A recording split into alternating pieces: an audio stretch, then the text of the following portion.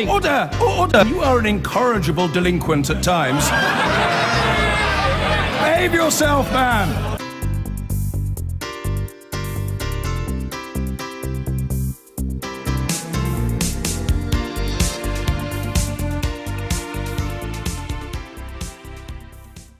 Now, back to the election campaign and two issues which should be at the very top of the agenda as far as many people are concerned, those of poverty and inequality.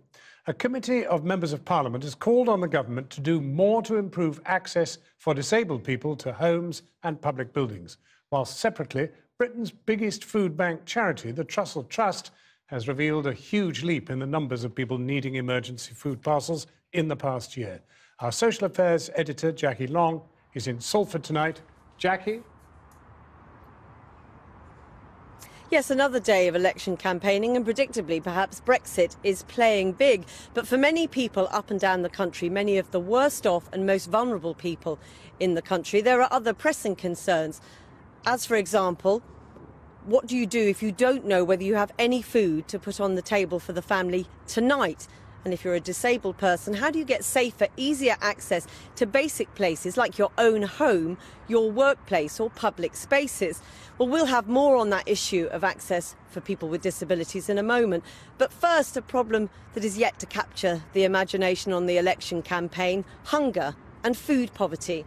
Today, the charity, the Trussell Trust, issued figures which show they gave out record numbers of emergency food parcels to people in the last year. Now, I've spent the day at a food bank here in Salford to find out why it appears so many people can't afford to find enough to eat. Business at the food bank is booming. With donations running low, they've had to buy in food from the local supermarket.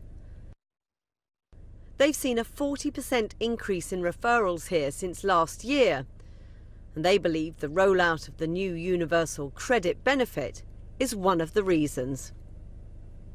I've seen as long as taking as long as 13 weeks to actually get money. And if someone hasn't got any money to start with, what happens during that 13 weeks? They're going to use a food bank, they are going to run into debt, and because they probably have a poor credit rating, they're going to use doorstep lenders or payday lenders with the problems that they cause. So the consequences, in your view, go beyond having to come to your food bank for food? Oh, indeed, yeah. I consider food bank as a bit of a sticking plaster, to be honest, over a gaping wound. That, you know, we can solve one little problem, but there's a lot more to it than that. The Trussell Trust say they handed out a record number of emergency supplies last year. Almost 1.2 million three-day emergency packs were given out. That's up 70,000 on the previous year. And food banks in areas where universal credit has been rolled out saw an increase in referrals of almost 17%. The Department for Work and Pensions say universal credit is seeing record numbers of people in work. They say the reasons for using food banks are complex and can't be linked to any one issue. Certainly, delays to benefits of all kinds, sanctions and just hitting hard times were the reasons people were here today. All too embarrassed to be on camera, except Pasida Kadima. She struggled with mental health problems and delays to her benefits. She's here for the first time and just so grateful. Even in our home, I just have 2 pieces of potato. Yeah. So this will be very helpful to tide you over? Definitely, yeah. But it's not a bad thing, just helping people, you know, like vulnerable people, you know, when you need it, when you really, really need it. With demand rising, there are now plans to open 2 more food banks in Salford in the coming year. The number of people relying on food banks is rising. What do you think about that? I think it's absolutely dreadful. And I don't think that whatever party we're in government, nothing's going to change overnight. It's going to be a generation, in my opinion.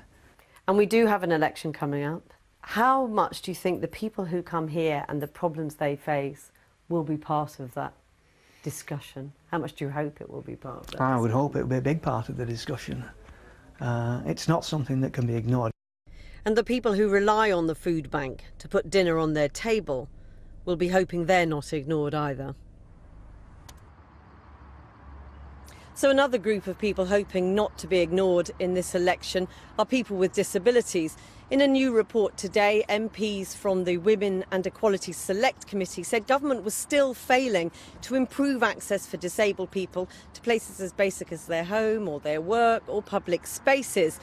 They want planning policy to be changed so that inclusive design is mandatory, not a choice for planners and builders. It's a subject we've looked at a lot in our series No Go Britain, and with the latest of our reports, here's Jackie Adenergy-Williams. Going out, getting to work, crossing the road, even going to the toilet are all basic essentials of life. But when you're disabled, even the basics are no-go. Over the last few years, we've been revealing the daily barriers disabled people face just going about their everyday lives in an inaccessible world. As a performer, a lot of places aren't designed for me. I've had to be carried down a flight of stairs, gotten to venues, and had to go back home because they weren't accessible. Amongst a whole range of undignified experiences, and I know that I'm not alone. Tanya is a comedian from Canada who was shocked when she arrived in the UK and found the country inaccessible for her. You're in shock! I wasn't expecting this, were you? And I feel like being over here, I need to be a voice of a lot of people that go, oh, no, that's just the way it is. I'm like, that's not the way it needs to be. Started shopping at Primark.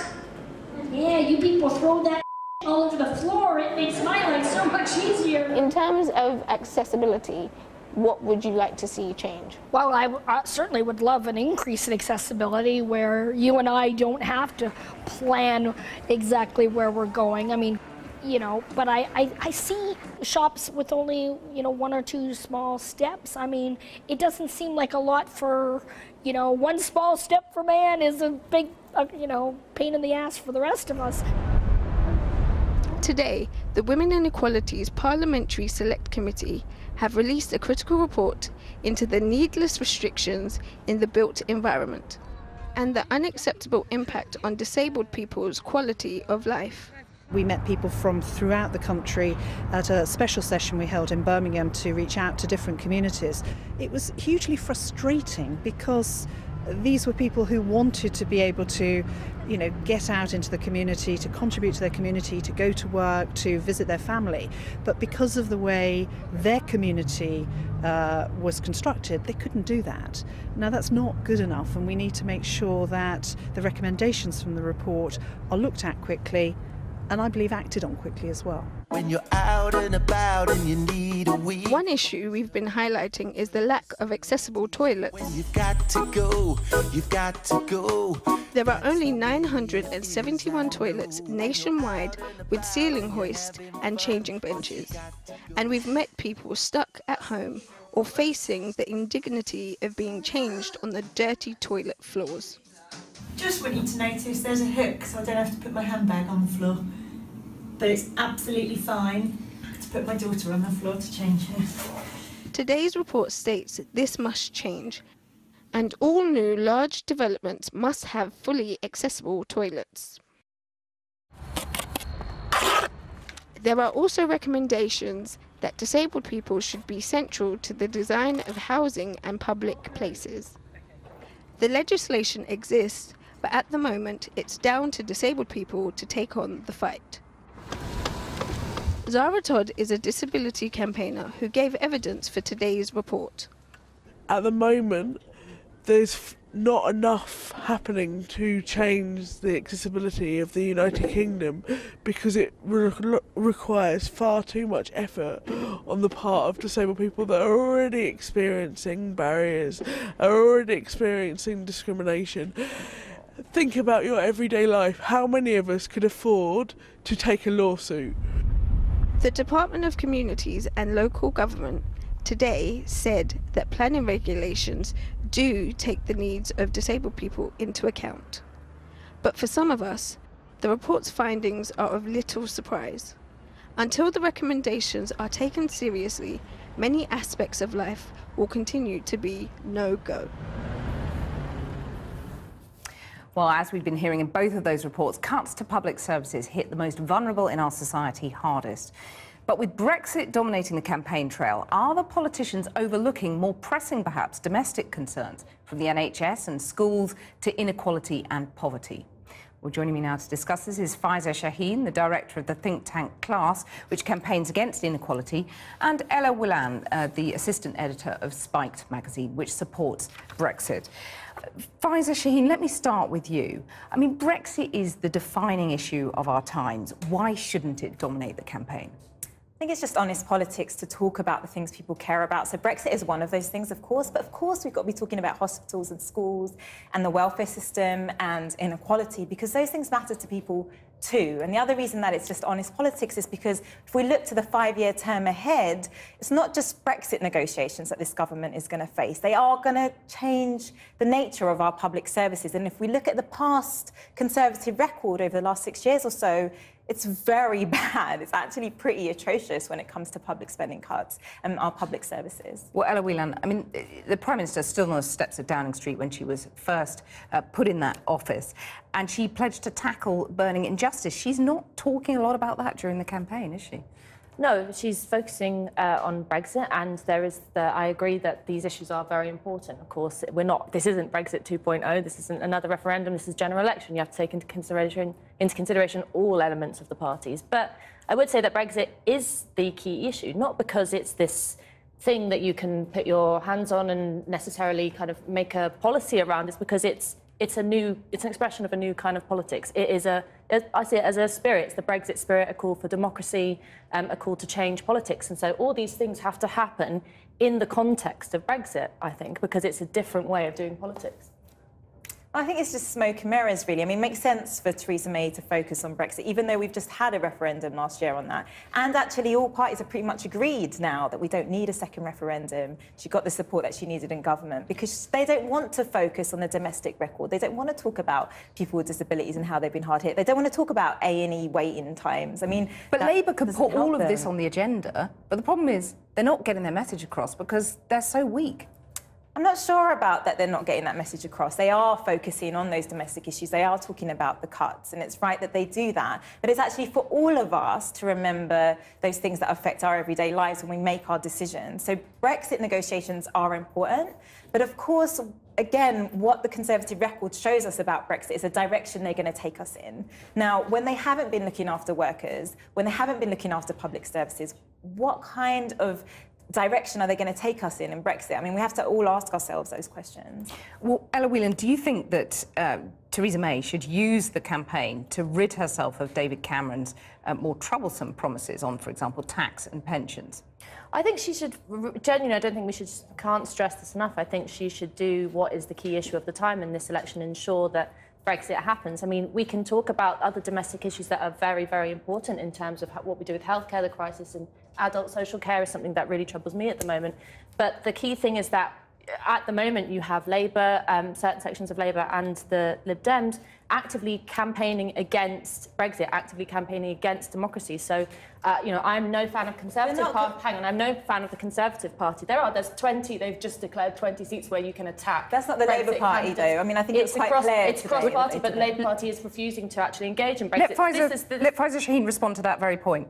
So I don't think it's fair to say that the Labour Party is going out and fighting against Brexit. What they are saying and what parties are saying is that we can't give the Conservatives a blank check on these negotiations because they will give us a very hard Brexit that will affect our economy, that will affect workers. And that's what we're talking about. We're talking about the mix, and that is democracy. I agree with you, this is about democracy. I really hate the term hard Brexit, soft Brexit, because what it does is it brings in the idea that there should be a certain watering down of the Brexit vote, that there is a certain type of Brexit which is acceptable, when actually it's not got anything to do with negotiations. The country voted to leave the European Union. 48% of people didn't vote for that. The majority of that 48% want to see democracy enacted and support the idea of Brexit. Now that it's happened, they accept that it is lost. It's the details on Brexit that matter. It's the details are very important, but the key thing is I'm no fan of the Conservatives. I have never been.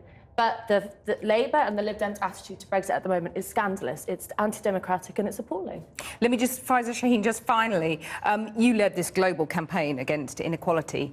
In the absence of strong leadership from Labour, arguably, according to their opponents, how do you think people should hold the government to the government's feet to the fire on this? Well, I think we're right to have those voices. We need to hear those voices of people being affected. But actually, again, it's all the political parties. And the Conservatives themselves has talked about inequality. There's a very simple thing they could do. So all manifestos, they can be tested against whether, against distributional impact. So they can test them against inequality, and they'll be able to tell from that whether they are being fair to the I'm really sorry, we're completely out of time, but Faiza Shaheen and Ella Whelan, thank you very much for joining me. I've been getting away with it all my